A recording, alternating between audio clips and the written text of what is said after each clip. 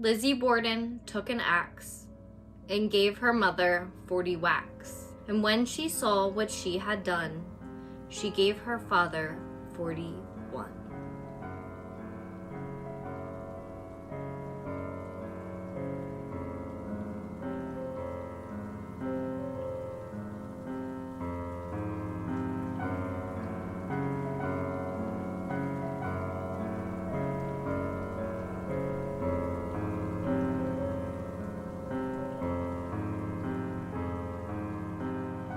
Hi everybody, and welcome back to Killer Concepts. My name is Peyton, and thank you for coming back to my channel. If you are new here, make sure to hit that red subscribe button down below and turn on your post notifications so that you do not miss a thing.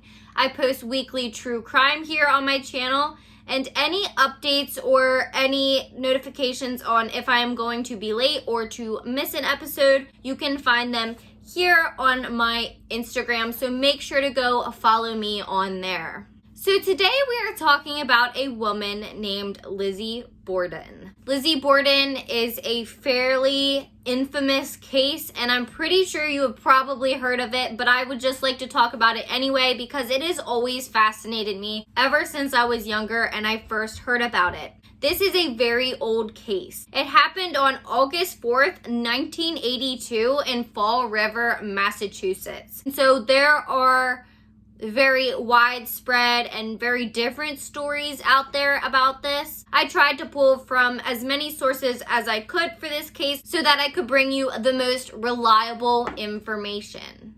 So on August 4th, 1892, Lizzie Borden would find the murdered bodies of her parents, Andrew and Abby Borden. Now, she eventually would be tried for their murders, but she would get off. Many people still believe that she is responsible for the murder of both her parents and that she just got off because she was a woman. Like I always do, I am going to start by giving you a little intro into who Lizzie Borden was as a person and her early life up to the time of the crime. On July 19th, 1860, in Fall River, Massachusetts, Lizzie Borden was born to Andrew and Sarah Borden. Not long after, Sarah Borden would die, and Lizzie would never get to know her that well. 3 years later, Andrew Borden would then remarry to a woman named Abby Durfee Gray, and then she would become Lizzie and her sister Emma's stepmother. Lizzie and Emma's father, Andrew Borden, was very successful in business, especially in real estate and manufacturing, and he made a very good living for himself. But even though he made a very good living and he could support his family, he decided that he was going to live modestly. He was a very frugal man, and his daughters really didn't like that because they wanted to take advantage of the wealth like other girls their age were able to. With Borden's success, his family lived very comfortably, and he even hired servants, but they still did live in a very modest home. While life was pretty good, the Borden sisters didn't really like their stepmother, Abby. They thought that her family really just wanted to access their father's wealth that he had worked so hard to acquire. The two sisters showed their distaste for their stepmother by calling her Mrs. Borden instead of Mother or Abby. Even though the two girls had much distaste for their stepmother, they still lived with her and their father, Andrew Borden, into their adulthood.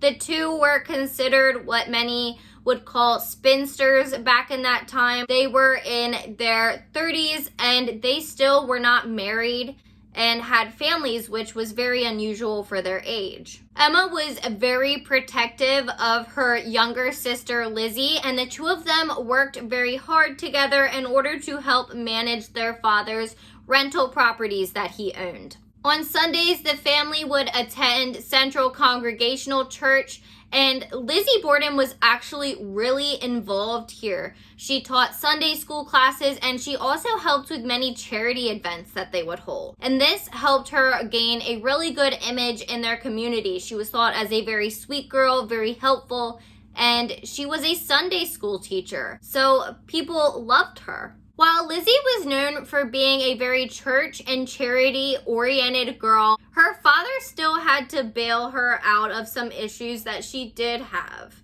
It was known that Lizzie had a little bit of a problem with shoplifting, and she would just take things from stores. But instead of calling authorities, it was believed that shop owners would mainly just go directly to Andrew Borden because they knew that he had the money to handle the situation, and so he'd just pay them and basically make the problem go away. As I said earlier, the family lived in a very modest home, even though Andrew Borden had amassed a good fortune. Lizzie Borden really did not like this. She wanted to live on a place called The Hill, in which a lot of the more wealthy people in the area would live. They were much larger and much more comfortable houses. They had lighting and some things that the house that the family lived in at that time did not have. And 32-year-old Lizzie really wanted that. She wanted to have recognition of her father being so wealthy and them living on the hill. But Andrew Borden just would not go for it. Some believe that due to this, Lizzie had some animosity towards her father because they did have to live very modestly and frugal compared to what they could, and she did not want to live that way. Since we have talked a little bit about Lizzie and her early life, now we are going to get on to talking about the murder. On the morning of August 4th, 1892, Lizzie Borden claimed that she came in from being outside in the barn, and when she walked into the home, she saw her father's bludgeoned body lying on the couch. It was around 11 a.m. at this time, and Lizzie stood there and started screaming at the top of her lungs, and this is when she alerted the family servant, Maggie, to something being wrong. So 26-year-old Maggie came running into the room to make sure everything is okay, and she saw the bludgeoned body of Andrew Borden lying on the couch like Lizzie had. Lizzie told Maggie to run across the street to get the family physician as he lived in the neighborhood. But when he was not home, she had her go fetch one of her friends. I just want to mention that there were two other very capable physicians in this neighborhood that lived very closely to them, but Lizzie did not want to call upon those physicians because they were not Yankee doctors. And due to this, she was just not interested in seeking their help. When police talked to Lizzie Borden, she had said that she actually thought Abby Borden was no longer home, and so when they did the search, they were surprised to find her dead body bludgeoned in the guest bedroom. Lizzie had said that Abby had left a note for her saying that she was going to tend to a sick friend. After investigating the crime scenes further, the police concluded that Abby and Andrew Borden had been bludgeoned to death with an axe. And this is where the nursery rhyme that I bring up in the beginning of this video came from. At the time of their murder, Andrew Borden was 70 and his wife Abby was 64 years old. Police stated that around 9:30 a.m., Abby Borden was struck once in the back by the axe, and this is what knocked her down, and then she was hit repeatedly 18 more times with the axe, and this is what killed her. So what is so strange about this is that approximately 90 minutes later is when Andrew Borden would be attacked. The perpetrator would strike Andrew Borden in the face so many times that his face would no longer be recognizable. The murder scene of Andrew and Abby Borden was absolutely horrific, and for this reason, the police had to go after somebody, and that somebody would have to be Lizzie Borden. Her 42-year-old sister, Emma Borden, was not a suspect at all at any point in time in this case because she was actually out of town helping a friend. According to investigators, Lizzie was very inconsistent with her stories and she changed them several times, but what bothered them the most about her is that she didn't seem to shed many tears for her parents at all. And as I always say, you can't really judge somebody on the way that they're going to react to such a traumatic event, but it is a little strange that if you love your father, even though she didn't like her stepmother Abby, her father still had been murdered, and you'd think she would be absolutely distraught. So there were a couple things that police officers had against her. One of them being that there had been a small hatchet that was found down in the basement of the family home. Now, the police never tested for fingerprints on this hatchet, but they thought that it could have matched the murder weapon that was used to kill the Bordens. The reason they didn't test for fingerprints is at the time, fingerprint testing was still in its infancy. On top of the small hatchet found in the Bordens' basement, the week between when the murder happened and when Lizzie Borden was arrested, the police found out that Lizzie Borden had burned a dress. This is information that they got from the Borden's servant, Maggie. When the police asked Lizzie Borden what she had burned her dress for, she had told them that she had gotten paint on it. But police believed that she was burning the blood-soaked dress that she had killed her parents in. But there is no reliable evidence to back up that that's what she was doing. They couldn't find any remaining fragments or anything that could point them to the signs of it being blood.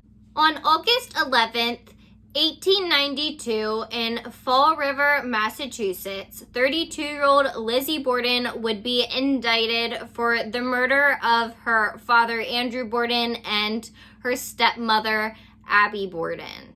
Lizzie would spend the next 9 months in a prison cell before her trial began in June of 1893. Lizzie's trial would become widely publicized and nationally known for the reason that Lizzie was a woman who was believed to have brutally murdered her parents. This was not something that people were used to seeing in that time period, and so it blew up, and it's still a huge story today. The prosecution had three main arguments, and these were that Lizzie had burned the dress that she had murdered her parents in, that she had bought a small hatchet the day before the murder, and that Lizzie Borden absolutely hated her stepmother, and that she hated her father Andrew would share his wealth with her. The one thing that came up was that Lizzie was super upset because her father would not buy Lizzie and her sister Emma a home, but he actually bought one of Abby's family members a home, and this infuriated Lizzie. Lizzie Borden would never take the stand during the actual trial, but during the 5-day inquest that was done after the murders of her parents, Lizzie did speak. But ever since then, she had never spoken under oath. Lizzie could afford the best attorneys because of her father's wealth. And due to this, she ended up hiring a man by the name of George Robinson. George Robinson was the former governor of Massachusetts, and he was also a very prominent attorney at the time, and along with Robinson, the Borden family attorney that her father had on retainer would join in the fight for Lizzie's innocence. Borden's attorneys would argue that the prosecution had nothing to convict Lizzie of the murder of her parents.